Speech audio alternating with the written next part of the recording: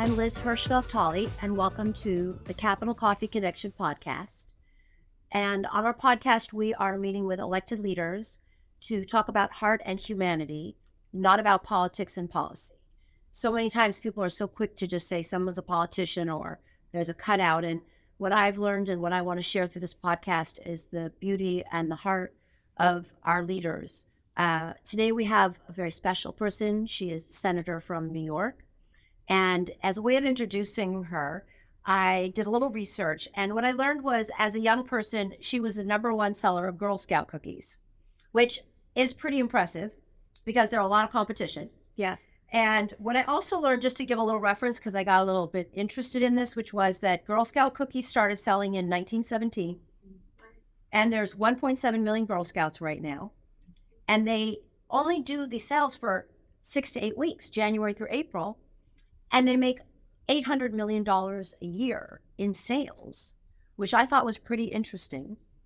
And that people like Taylor Swift, Mariah Carey, Gwyneth Paltrow, Dakota Fanning, Venus and Serena Williams, all fellow Girl Scout alums. So anyways, and what I really liked about the Girl Scouts was this whole concept of earn and learn. So you work hard, but you also learn how to do the work, and that the money then helps Girl Scouts do projects that are important. So even though that is just an interesting way of introducing Senator Gillibrand, I thought it was a nice way to kind of celebrate an institution, an organization in our country that is doing good work. Yeah, very much so. And it's a great way for girls to learn about money, to actually have some awareness of how to make money, how much your product costs, how much you're selling it for, how you make a profit. It teaches them basic financial literacy. It teaches them independence. Some of my really high sale years were because I went door to door and sold it in neighborhoods that I selected because they had lots of houses close together. Right. You didn't have to walk too far. I remember setting up a little table at a local mall and selling at the mall. I remember selling at my mother's law office. I remember selling any place where I thought people would go. And so it makes women think in an entrepreneurial way. And it just allows them to imagine themselves in a professional context when they're young.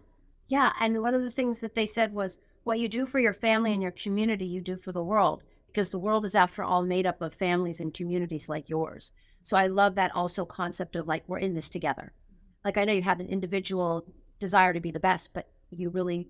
Well, we didn't really compete with each other. We just knew our job was to sell a lot of cookies. Okay. So I never knew where the other girls were or cared. Yeah. But I just happened to sell the most cookies all the time. So I'm not surprised. So I really liked it. It was just fun, and it was something fun to do on weekends. And I liked earning badges, and I liked my troop. And it was just a great way to meet kids and to have fun. And you brought up your mom's law office. And one of the things that I noticed is that you come from strong women. Your grandmother, your mother.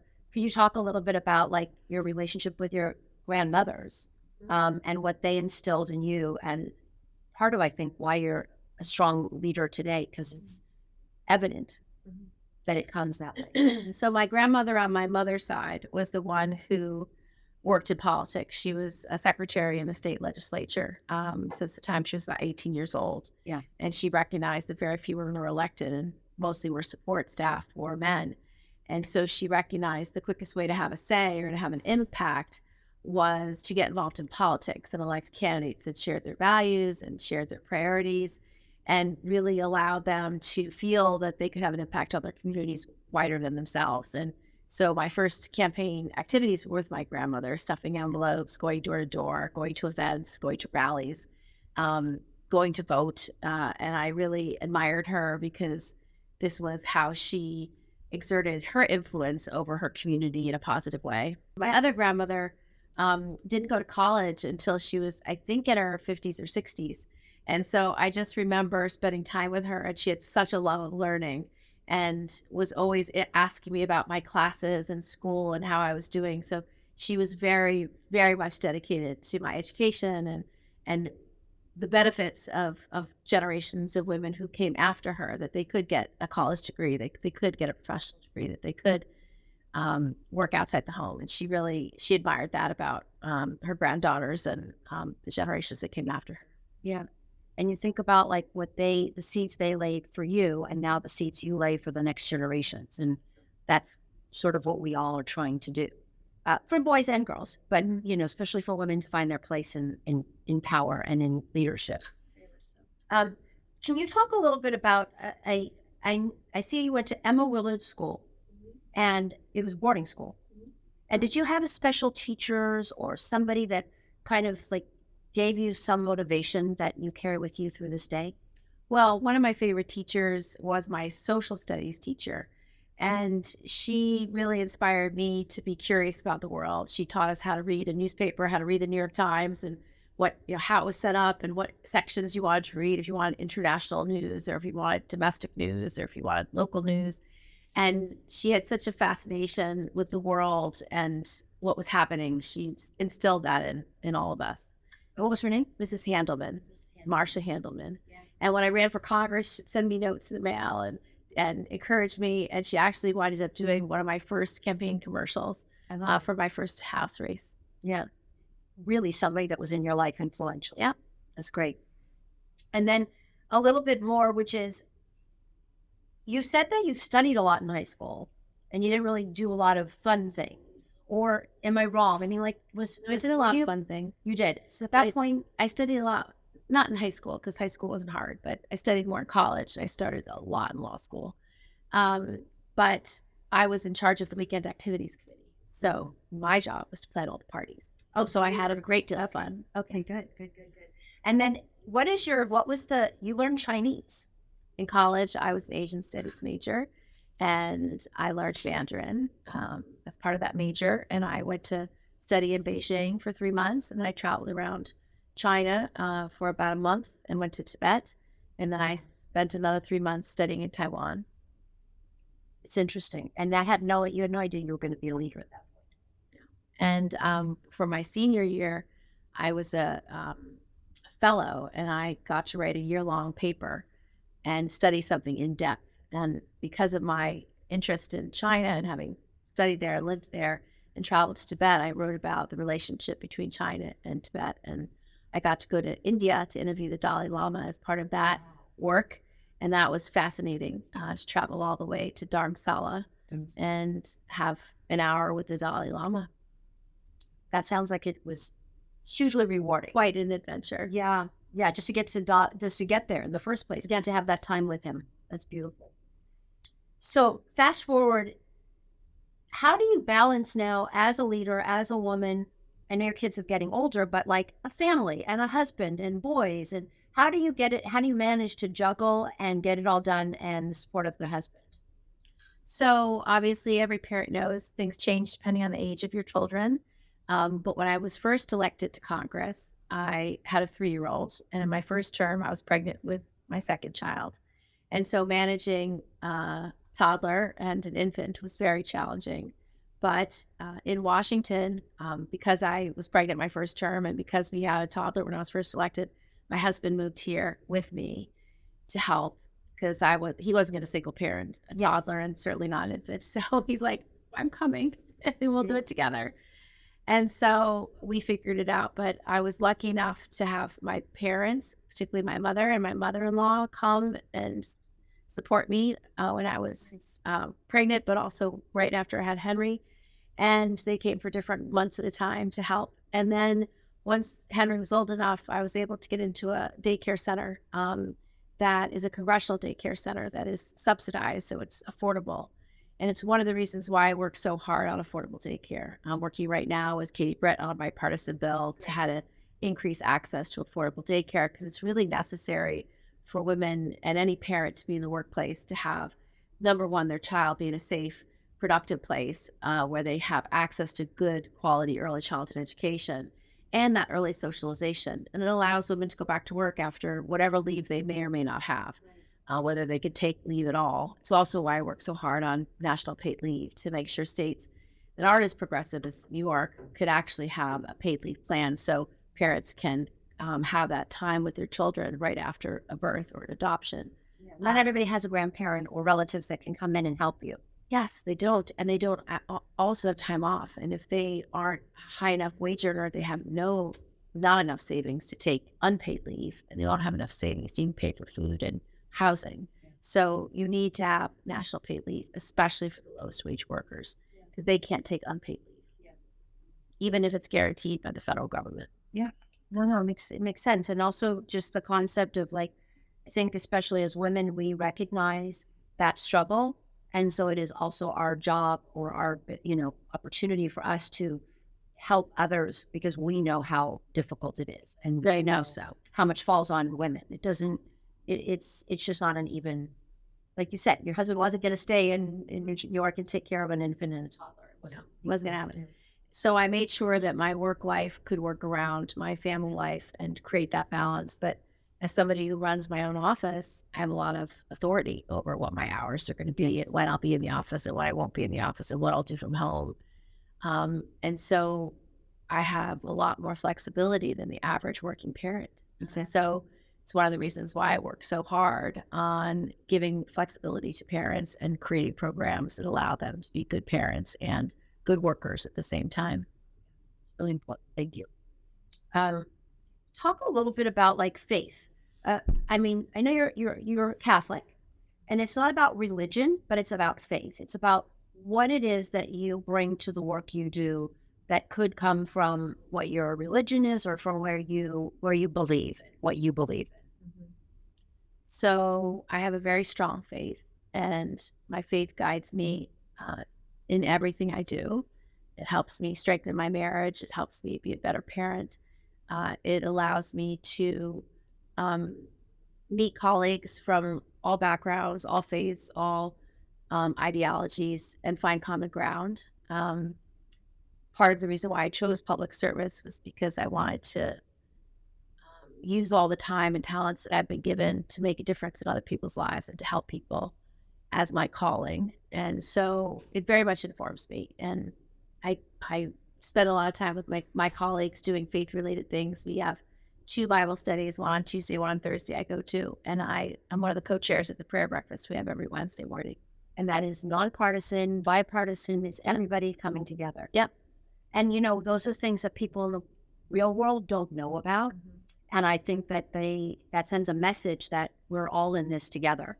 And it doesn't even have to be the same faith, but it's about having that understanding of who we are spiritually, which is shared, even if it's different gods or different philosophies. Right. And part of the prayer breakfast is to encourage people from different faiths to come and talk about why faith is important to them. So we've had our Jewish senators come and share their stories.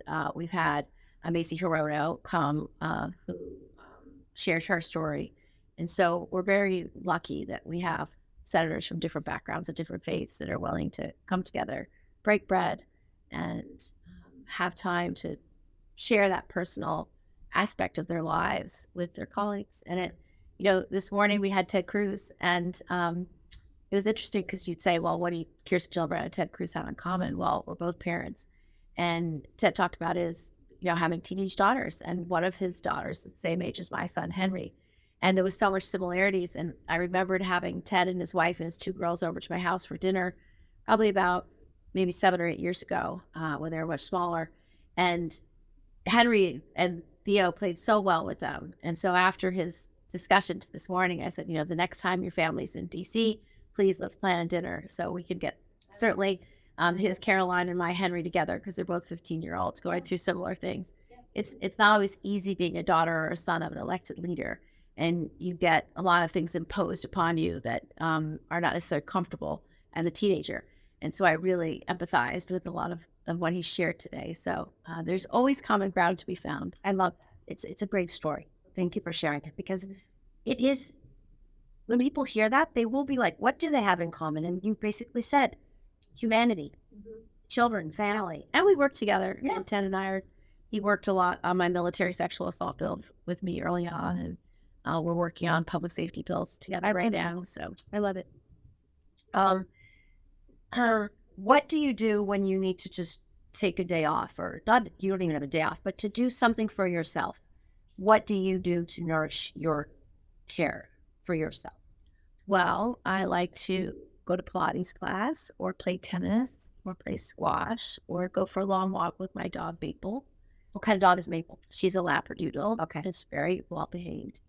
And I like to take her when I'm in at home in Albany. We have lots of open land around our house. And so she loves to run free without a leash, and she's so happy. But when we're in Washington, there's very few places she's allowed to do that. But one place is the Congressional Cemetery. And in Washington, it's not just a cemetery, it's also a community garden and a dog park. And so people join and they bring their dogs, and it's great for communities. And actually, I'm taking the women senators next week there to see some of the historic places in the Congressional Cemetery so they can learn about some things that are local that they might not know. I love that. And it's everybody coming together to do that. Mm-hmm. That's nice. Field trip. Yeah. Very nice. And you played squash in college? And I did. I played at Dartmouth. And you still play? Yeah. Okay, well, I play tennis, so one day we have to play tennis. I'd love to play tennis. I would love to. And then I also read, just to finish on this subject of exercise, you've run in 2 marathons. Yeah, in my 20s. So that was quite a while ago. But still, I did it then. Yes. That's still like very hard. Checked did off it. the box. You don't have I to did do it it 2 anymore. years in a row. So I was very fit, doing lots of long runs. I love that. Knocked it out. I love that. Okay, so now we're going to just switch into like where I'm going to ask you just a few questions and more like a speed round, and you can answer with one word or a few, but there's easy, but just for people to get to know who Senator Gillibrand is. So my first question is, what is your favorite sound? I like religious music. I like worship music. So if I hear that anywhere, I like it. That's nice. Favorite color? Blue. Blue. Favorite scent or smell? Rose. Wow. Who is your biggest cheerleader? My mother. If you could have one meal, you got a desert island, or they said this is the one meal that you're going to get, what would you choose it to be? Coffee ice cream. That's a meal. Well, whatever. You're on a desert. You're only going to get one thing, Yeah, and then no, you're going to coffee ice die. cream I is would it. just have a lot of I ice wasn't cream. killing you, but it is coffee ice cream is the best thing. I think it's really special. Yeah, I love I it. think it's delicious. Listen, It's my favorite ice cream. I think it's great. And it's sort of kind of fulfills that caffeine part too, which is nice. Yeah, I can't have it at night, I realize. Yeah. Can't have it as dessert. That for breakfast, right? I don't really know when you can have it, but it doesn't work at night. No, I hear you. So, I don't know. I hear you. And a little bit similar is like your favorite music. Is there a certain kind of music that you listen to when you're working? I like female vocalists, and right now I'm almost an expert on Taylor Swift.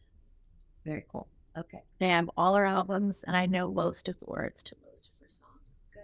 I'm not going to have you sing it. I have a 15-year-old. We went to the Taylor Swift concert. I had to listen regularly to be prepared for that concert. And I have seen her in the past. I didn't see her in this round, but I heard it. She's great. She's a great entertainer, extremely powerful on stage and capable and very entertaining. And beautiful words. Yeah. Well, it's interesting about Taylor Swift is that every song is an anthem for someone, and it represents some heartbreak, some tough time, some celebration, something in their life. And what was so interesting about her concert is that it was however many people, like 50,000 women. It was almost all women. Like there were some men, some young boys. My son was there. But it was mostly women, and they were in tears the whole concert, and they all knew every word to every song. So she represents emotions that people have felt, and a commonality that is a lived experience, particularly of women in their teens, 20s, 30s. Right. And it's interesting because it's really telling stories. And it shows that it doesn't really matter what generation. If you can listen to those words, they have meaning all throughout. Without a doubt. Yeah. Yeah. Well, little plug for Taylor Swift, but it's a natural one because it is beautiful. We like Taylor Swift. Yeah. She's great. What is your favorite household chore? I don't like doing household chores. So I'd say that my favorite is cooking for my family. Okay. But I also get tired of that. And the one I mind the least that everybody else hates is laundry. I don't mind doing laundry. And my husband hates it. He's terrible at folding and all those things. So it's kind of a good So balance. I'll do the laundry as long as he does the dishes. Gotcha. Okay, good. Like, works. And what is I think everybody has one. What is your superpower? Patience. I'm a good listener. That is a superpower. This day and age, yes, it is. Yeah. It's the only reason why I get so much done on a bipartisan basis all the time. Because I listen to what they want, what they are willing to do, where the commonality lies. And sometimes it takes time to build that. So you need patience. I just passed a bunch of bills in the last 2 years that some I'd worked on for 12 years. My gun trafficking bill took since 2009 to pass last year. My military sexual assault bill took since 2012. And I had to build allies over time, across party lines, different allies to build coalitions. And it eventually got to 65 co-sponsors. We were able to outmaneuver the DOD and outmaneuver the chairman of the committees and actually pass a meaningful piece of legislation that took over a decade to pass. Sometimes it's quick, like our healthcare for burn pit survivors, for members of the military exposed to burn pits. But I think that is a superpower. Sometimes you think superpower is just things that are just outwardly there, but it is something that is a quality that so few people really do have these days, which is that patience and the willingness to listen. If your family could go somewhere, where would you and all the men in your life, your boys and your husband, go? What would be an ideal vacation? Well, we like to go to Lake Placid because we like going to the mountains and we like hiking and we like quiet places. So our go-to relaxation vacation is somewhere in the Adirondacks. Beautiful. That's not far. So like a couple hours from our house. Yeah. And then is there like a quote or a mantra that you live by that sometimes like you kind of just say to yourself and that it gets you going or that it reminds you of your strength? So one mantra that we use, especially when we're at a tough time, going in a lot of battles and working really hard to do something worthwhile and good, is I like this biblical passage about the armor of God. And so I will talk about, my chief of staff and I will say armor of God, which means put on your armor of God, which is it's your breastplate of righteousness. It's your helmet of salvation. It's your belt of truth. It's your sword of the Spirit, which is the word of God. Those are all part of the armor of God. They protect you. And they give you tools to survive difficult times. And also just it's a reminder, because sometimes we do have to bring those things back up. Yeah. And it also is a reminder of why I'm here, to serve, to help, to make a difference. Yeah.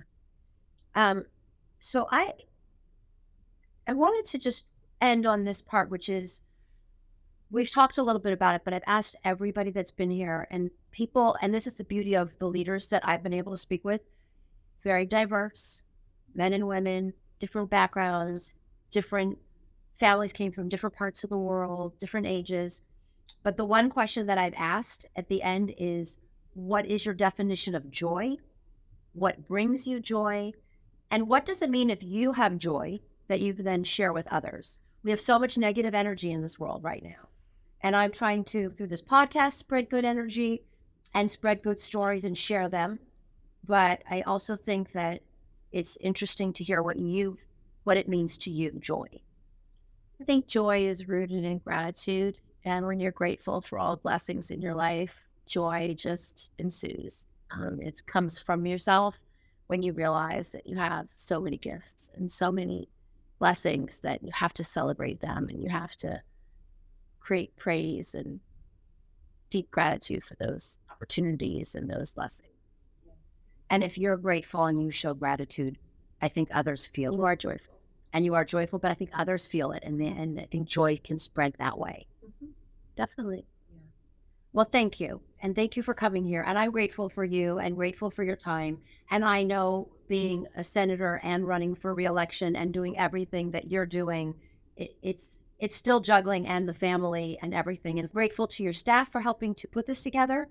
And just wishing you only good things. And I've learned a lot. So thank you very much. Well, thank you, Liz. And thanks for hosting such a great podcast. Hi, it's Liz. Please join me every Tuesday for coffee to talk about heart and humanity with our elected leaders. Ciao.